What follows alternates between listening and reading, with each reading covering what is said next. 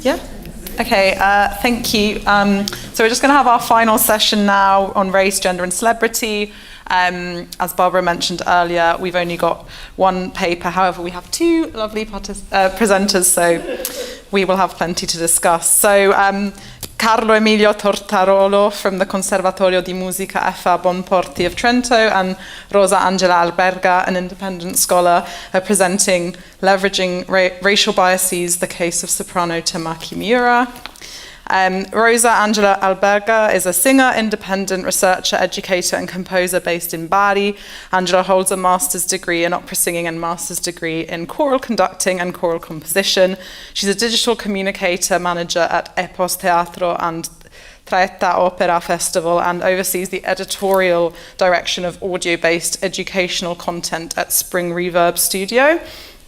As a soprano, she performs nationally and internationally and actively develops grassroots cultural outreach projects, and her academic and artistic interests focus primarily on operatic repertoire as well as modern and contemporary music. She continues her musicological research contributing to cultural outreach initiatives and major music festivals including Ad Libitum and the Treta Opera Festival, and she is the co-founder of Opera Meet Agency and collaborates with Puglia Culture and works as a content creator for the University of Foggia.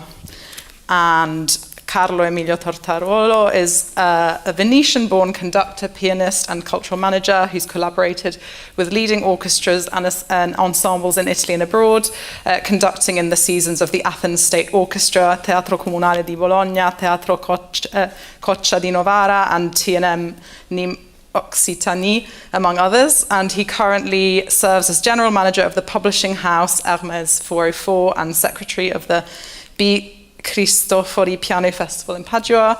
As a musical critic, journalist and content creator, he writes for Amadeus Quinte Parallele and Le Salon Musical. Gosh, the back and forth of languages here is really keeping me on my toes.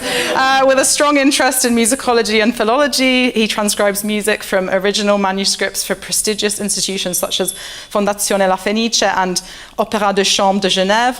And alongside his artistic training, he has pursued a scientific academic path, earning a master's degree in mathematics, wow, from the University of Padua. The floor is yours.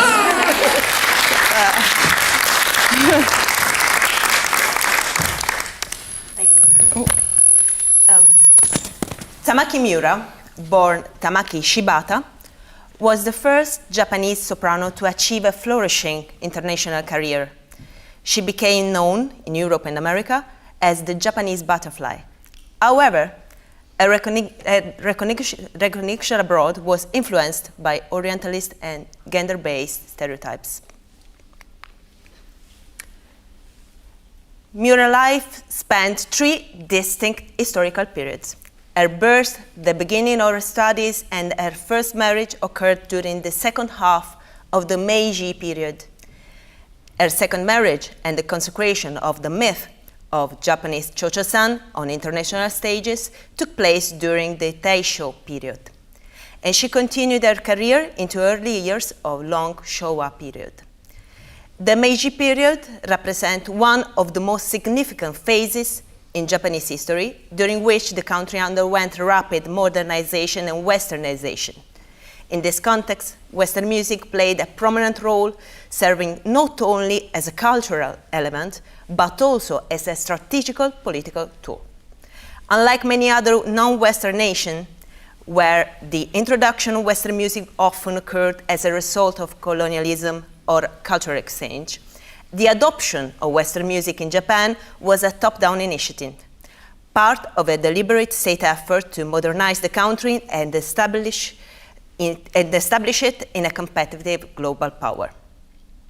The Meiji government promoted Western music primarily for its functional uses.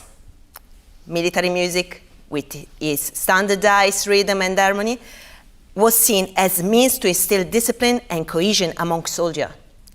Military bands soon became prominent in public life, performing marches and patriotic works by European composers such as Wagner, Gounod, and Tchaikovsky.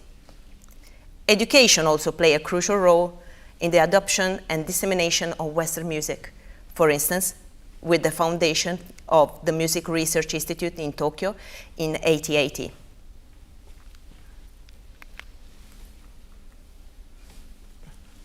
Although opera was introduced to Japan relatively early, it found it difficult to establish itself in the national cultural scene. This was largely due to economic and cultural barriers. Large-scale production, high cost, and technical demands made them difficult to stage. An emblematic example of the initial challenges encountered was the Tokyo Schools of Music's attempt to stage Charles Gounod's Faust in 1894, which faced logistical and financial obstacles. Towards the end of Meiji period, the first operatic performances began to appear. In 1902, students at the Tokyo School of Music founded the Kageki Kenkyoke Opera Research Group. And in 1903, staged Japan's first opera production entirely realized by Japanese artists, Gluck's Orphée Eurydice, with Shibata Tamaki, later Miura Tamaki, as Eurydice. Another milestone was reached with the opening of the Imperial Theatre in 1911, which featured a resident orchestra conducted by German musician August Juncker and Irish Werkmeister. Although the theatre staged a partial production of Mascagni's Cavalleria Rusticana featuring Miura and the Italian tenor Adolfo Sarcoli, no full production followed until 1922. At first, the concept of opera itself was not clearly understood. The initial translation of the term opera was théodorie, literally, and dance, reflecting the Japanese audience focus on the stage movements rather than the more complex musical and narrative components that characterize opera. During the mid-Meiji period, the more fitting term kaijeki, meaning musical drama, became to be used instead. Towards the end of the Meiji period, at the beginning of the Taisho period, Japan adopted the transliteration opera from the Western term. The use of transliteration indicated that opera was no longer perceived as an alien concept, requiring an explanation or interpretation, but was recognized as an autonomous and established form of art, with specific term defining it in the Japanese vocabulary.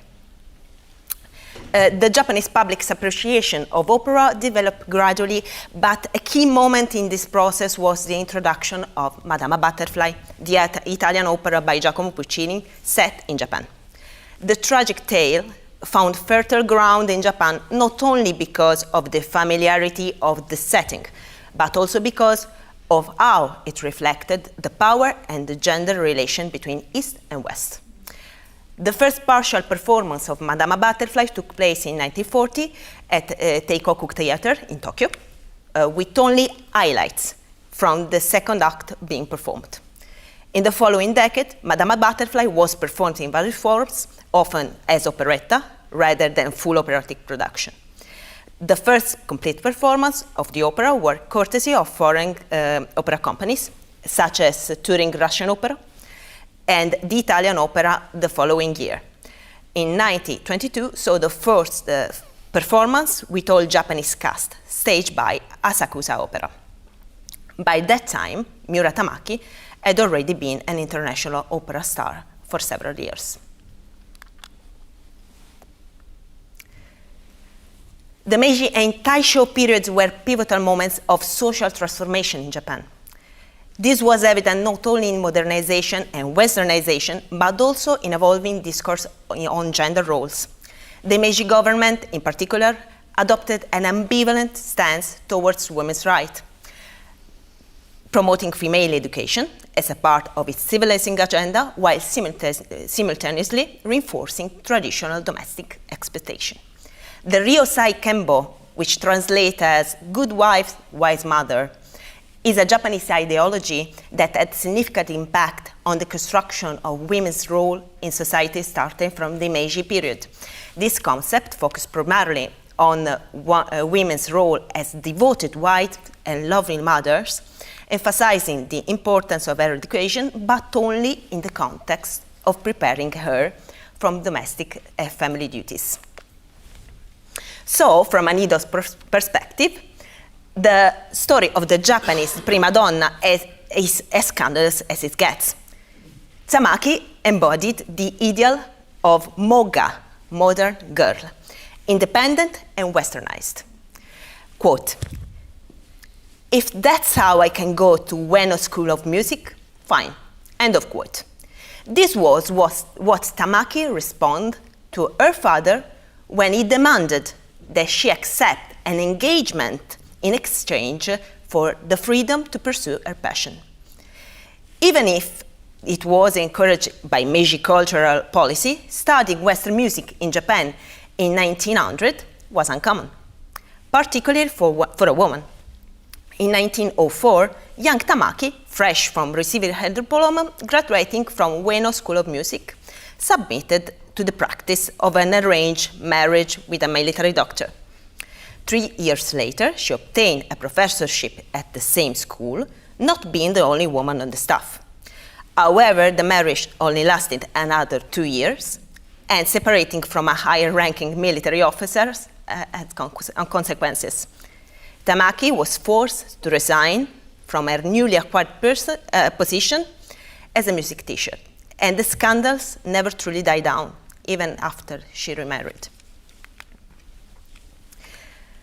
But Miura's first encounter with Japanese criticism came during her studies, and not due to her vocal aspiration. The future soprano had to travel 8 kilometers to reach the Ueno School of Music, for which she used a red bicycle. This habit earned her the nickname Bicycle Beauty among her acquaintances, admirers, and later the press. This practice was unconventional compared to the ideal Japanese woman of that time, and was only tolerated for women considered blessed, like American missionaries, or conversely, those seen as transgressive, embodying the figure of an autonomous woman willing to venture beyond the domestic sphere. Miura's reputation in this context led to her to become the model for the novel Makaze Koikaze by Kosuji Tenkai. Okay. She remained independent and disruptive, even with her new love and husband, the Dr. Miura Masataro, who was forced to leave his job because of the marriage with Tamaki, a divorced woman. They moved to Singapore, then to Germany to study abroad, and finally to London. It was there that Miura debuted as Cho-Cho-san in 1950, a role that would suit her perfectly, which will set her up for an international career in Europe and America only a year later. There is a talk of a contract for 100 performances in a year for a fee of $100,000. Her new husband was certainly less conservative than the first. He accompanied her to America, but then returned to Japan without her, leaving her to pursue her career. Tamaki Miura returned to Japan in 1922 after 8 years of separation from her husband, causing a scandal by bringing with her the composer Aldo Franchetti, rumored to be her lover after returning to South America. The Japanese press exploded with speculation, despite Franchetti's intention was to present a Japan-based opera. Miura returned to Europe and did not come back to Japan until 1932, 3 years after her husband died in 1929.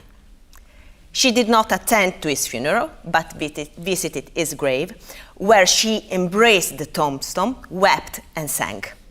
This act was criticized by the press as melodramatic and theatrical, with some deeming it a disgrace to the nation. Madama Butterfly by Giacomo Puccini is, in every respect, an interracial tragedy set during one of the most delicate moments in recent history, the westernization of Japan. While from a Western perspective, Puccini's opera represents the artistic expression of Europe's rediscovery of Japan, it has been received quite differently, both as an opera and as a historical adaptation from an Eastern perspective. The main problematic issues reside in the plot and in the misrepresentation of Japanese culture, such as the confusion between Buddhism and Shintoism, or the conflation of Chinese and Japanese cultural elements. Additionally, there is a polarization of oppositional themes: West versus East, natives versus foreigners, white versus non-white, men versus women. These oppositions are not only hierarchical in nature, Pinkerton as an introductory area, whereas Butterfly does not, but also cumulative. Cho-Cho-san can be victimized as a woman, as an Oriental, as a Japanese individual.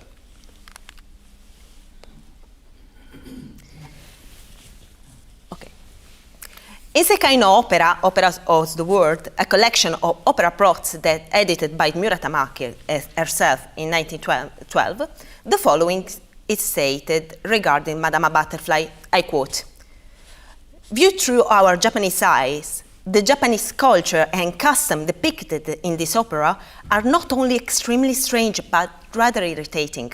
However, judging by its musical value, it seems understandable that the piece has achieved unprecedented success in Europe and America."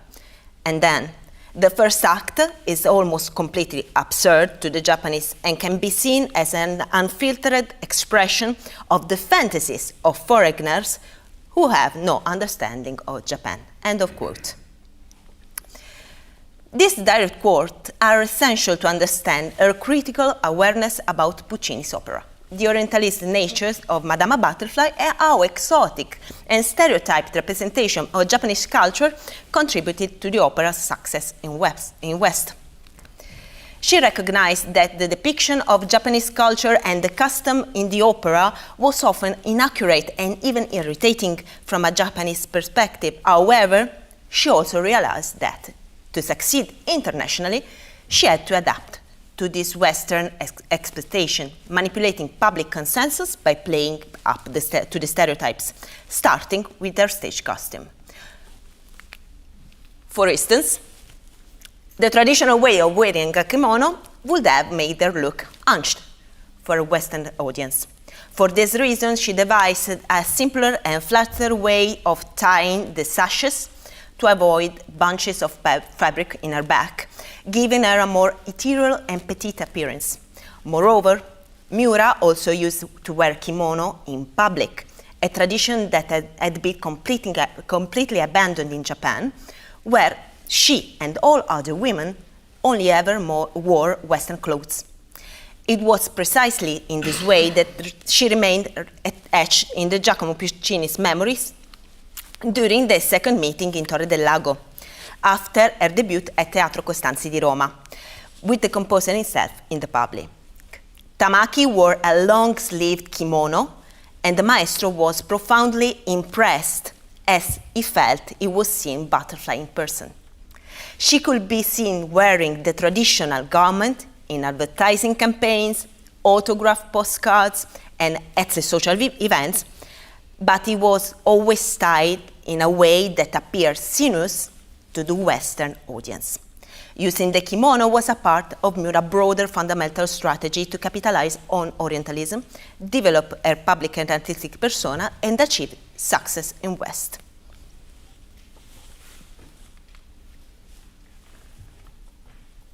Yeah. Thank you, Rosa. Hi, everyone. Okay. What were the results of this attempt to meet the expectation of Western audiences? How they react to this kind of manipulation? How did the press and critics of the time respond to the blatant use of racial and gender bias? Even articles that aim to present her in a non-stereotypical manner, such as the famous piece, Tamaki Miura is a real, righty, honest-to-goodness human being, not a perfume, as might be supposed, a very long title, by Dolly Dalrymple, still feature a photo of her in a kimono, as if it were impossible to separate the artist from her ethnic identity, and the role that had made her famous. Despite their intention to do her justice in this article, these articles often veered into the ridiculous, mimicking her pronunciation graphically and referring to her as the diminutive prima donna from the realm of the Mikado. We can see that there is a syllabation in the article mocking the way she usually speaks. Sorry, it's not a racial thing, but and then they went away, and they look like this.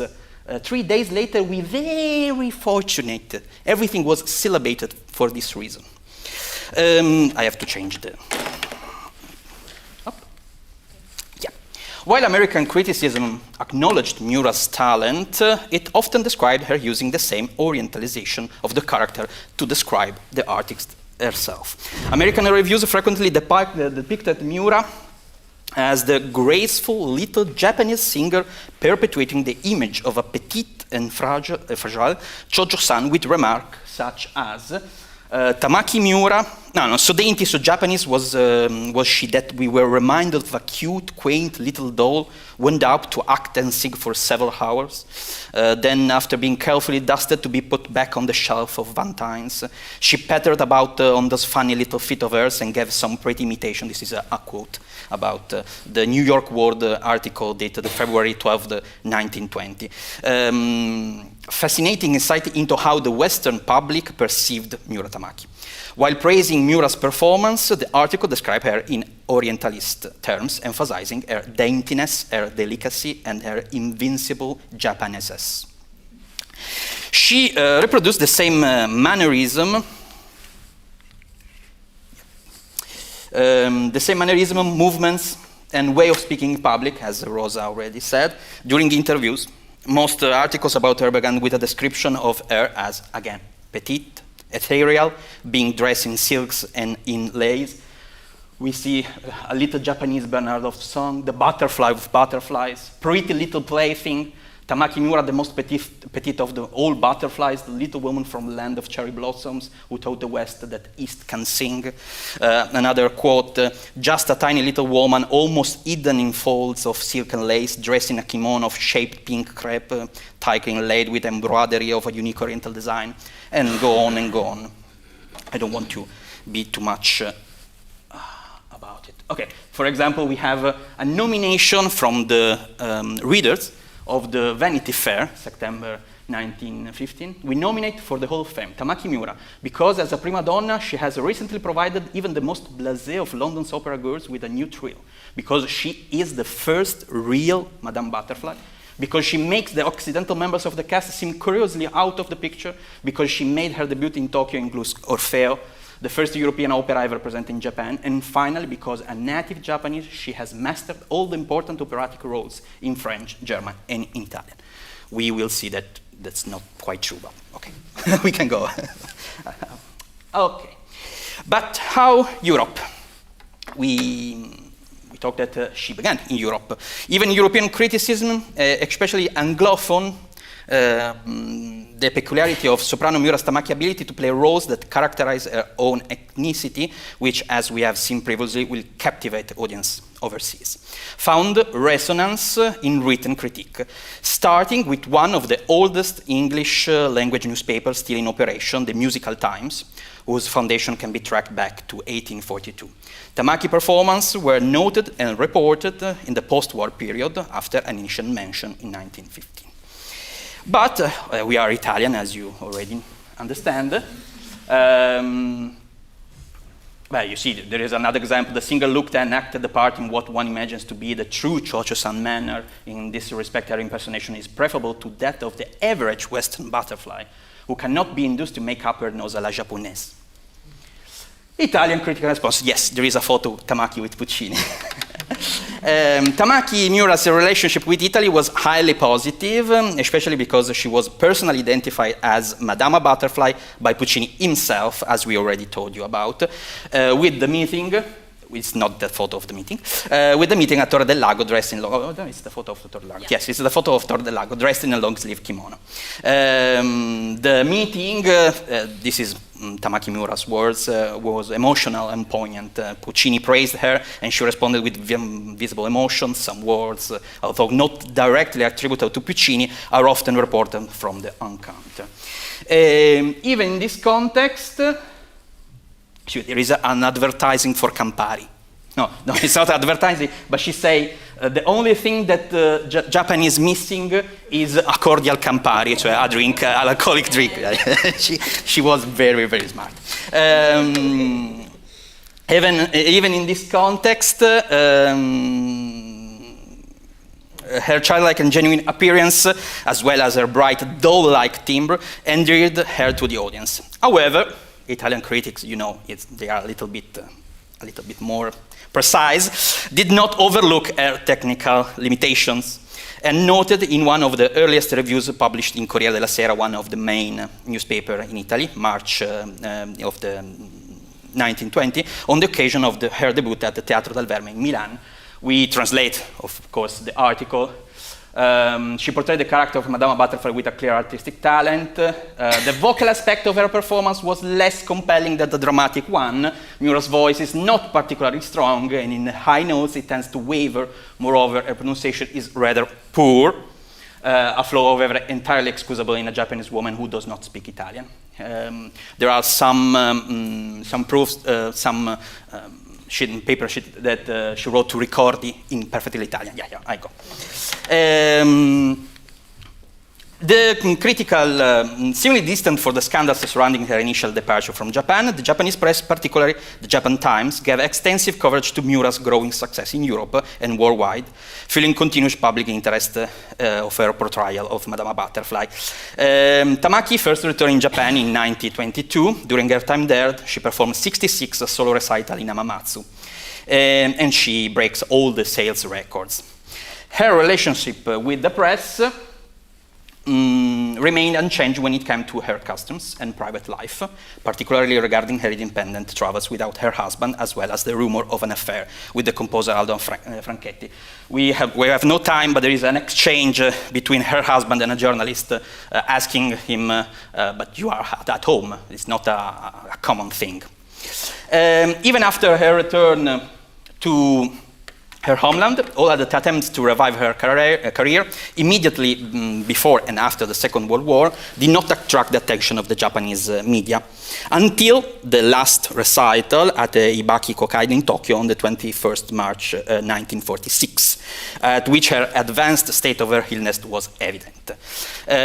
Just 2 days later, the newspaper Jiji Shimpo ran the headline, "The Final Stage, Tamaki-san and the Audience in a Chorus of Tears," reporting the loss of luster in her voice that had characterized the performance. She were hospitalized early the month due to the rapid deterioration of her condition, but eager to capture the voice of someone who had once resonated around the world, the NHK, Japan Broadcasting Corporation, organized a 3-recording session in April, including an excerpt from Puccini Madama Butterfly. This publication focused on 3 specific aspects: the repeated identification of Miura with the operatic alter ego Chocho-san, the decline of the soprano's body and voice, and the parallels between the end of the career, Miura Tamaki, and the defeated post-war Japan. I go to the conclusions. Up. No, this is the biography. Okay. We talk about Miura and her biography, and one might expect her to react quite strongly to an Orientalist opera and to Western criticism that often fetishizes her as an Oriental woman. One might expect her to launch a feminist campaign, write newspaper articles, and demands apologies from the press or something like that. Instead, Tamaki Miura worked with the confines of Orientalism, using its themes to further her career. At the same time, however, she strove to transcend these themes and present a more multifaceted image of Japanese femininity. Miura, we already thought that she was well aware of the Orientalistic nature of Madama Butterfly, and she recognized that the opera's success in the West was partly due to its exotic and stereotype portrayal of Japanese culture. In conclusion, Miura Tamaki case offers a crucial perspective on the complex interplay between celebrity, performance, race, and gender in the early 20th century. Rather than being a mere pawn in the hands of Western Orientalism or a victim of racial prejudice, Miura was an active and strategic agent in constructing her international fame. She skillfully exploited the stereotypes and exotic expectations of Western audiences, as demonstrated by her critical awareness and her performative and public image choice. The paradox of her career is clear. Her success was built on Orientalist biases that reduced her to the role of Cho-Cho-san and few other roles always Japan-related, such as Mascagni Iris. This is evident in Western criticism that saw her as the real thing. At the same time, she challenged the rigid social norms of her home country, as demonstrated by the ambivalent Japanese reception. Therefore, the story is not a story of narrative of victimization, but a complex example of negotiation and agency within global cultural power structures. The case of Miura Tamaki invites us to reflect on how celebrity figures, especially those from non-dominant cultural contexts, have historically navigated and sometimes subverted expectations relating to race and gender.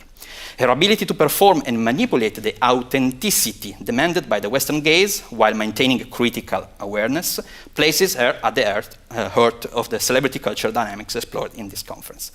To what extent can this strategic leveraging of biases be considered a form of cultural resistance? And to what extent is it an inevitable form of complicity with dominant structure? This is the question that this case leaves open. Thank you very much.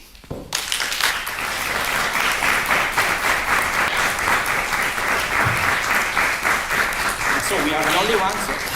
Fire the questions. Oh.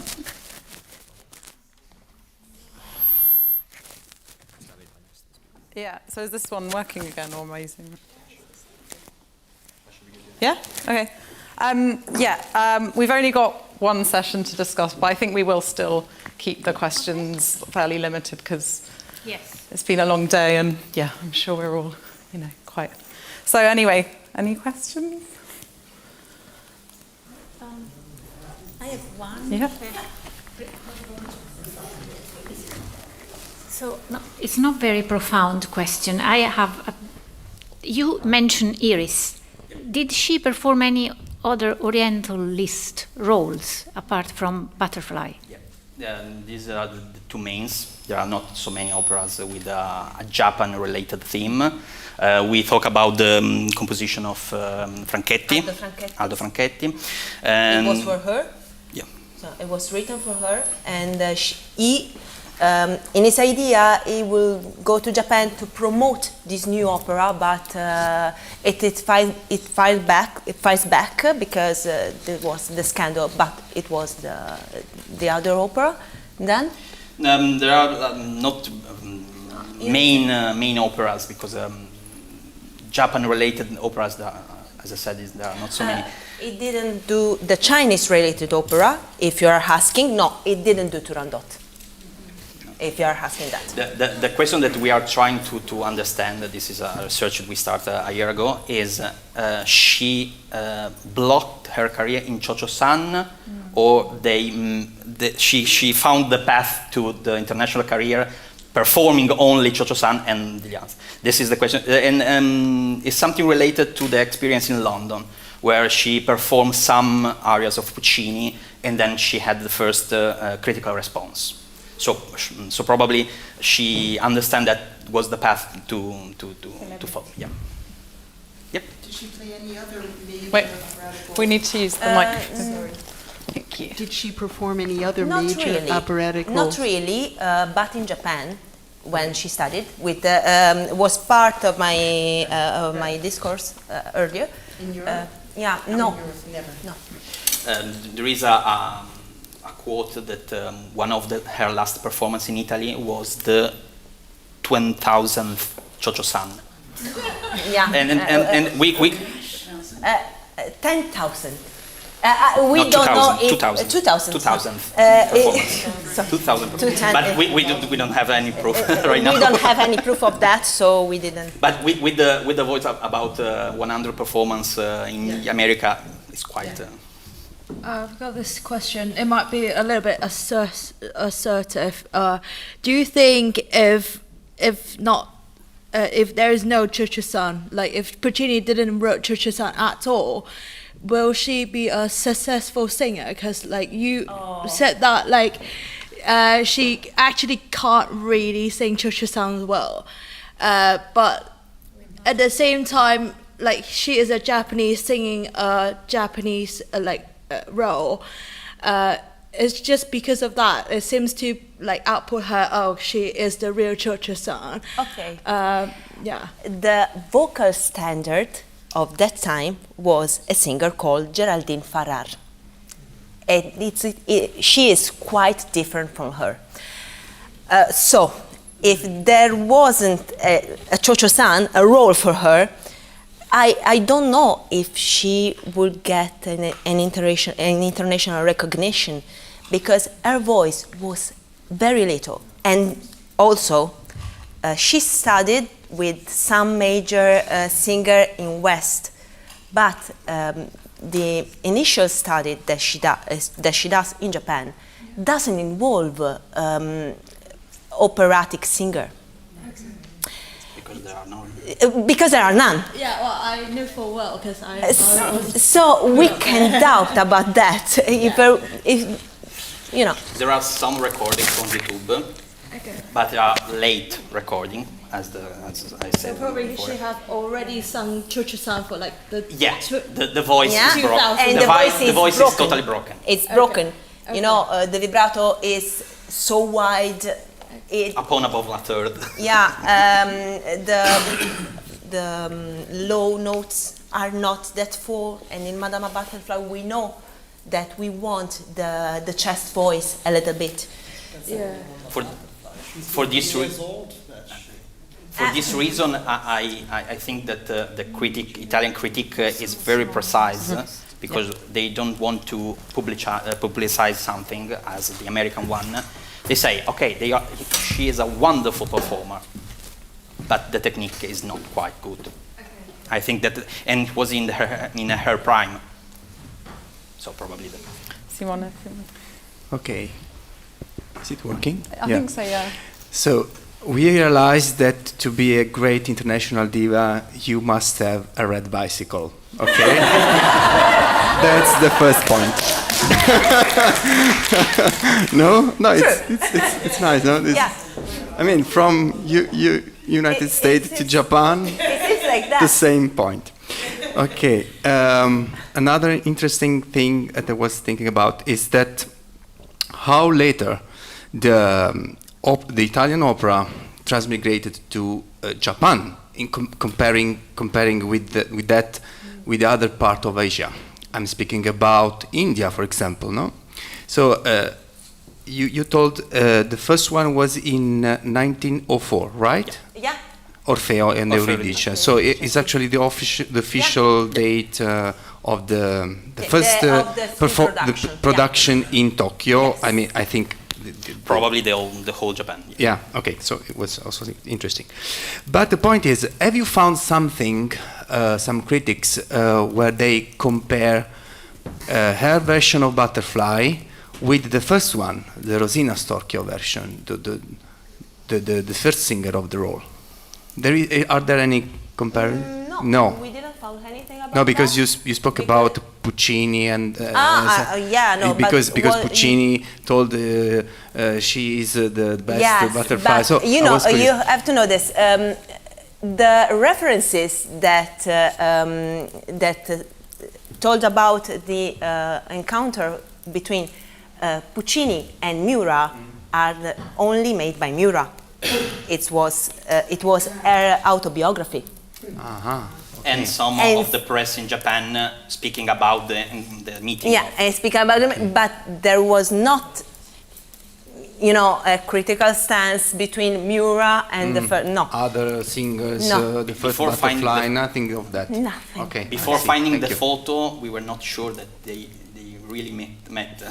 I see. Yeah, Thank you. because she only told this, and the Japanese, press and Reported that. Yeah. Yeah. Thank you.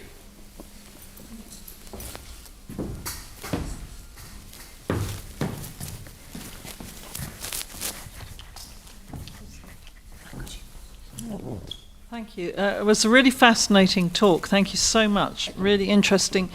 I think given the continuing controversy about who should sing Madame Butterfly now, that actually your subject would be a really interesting opera, and would be really interesting to explore the context of Madame Butterfly, perhaps through different music, perhaps through music that was more sourced from Japan. And I mean, there's a fantastic tradition, as we all know, the kabuki theatre, and an amazing kind of singing, which is actually done by men. All the men play the female roles there. But I think there's really some sort of mileage there, and as I say, given the current controversy. Thank you. Oh. It's an observation. Okay. Thank you, everyone, for your questions and the presentation. And I'll just pass back to. Thank you. Thanks very much again from me as well. We reassemble tomorrow morning at 10. There's no coffee at the beginning of the day, so come caffeinated, come with your own water, and then it's pretty much same schedule tomorrow, so we have similar breaks, similar lunchtime. I'll see you tomorrow. Has been a pleasure. Lovely first day. Thank you.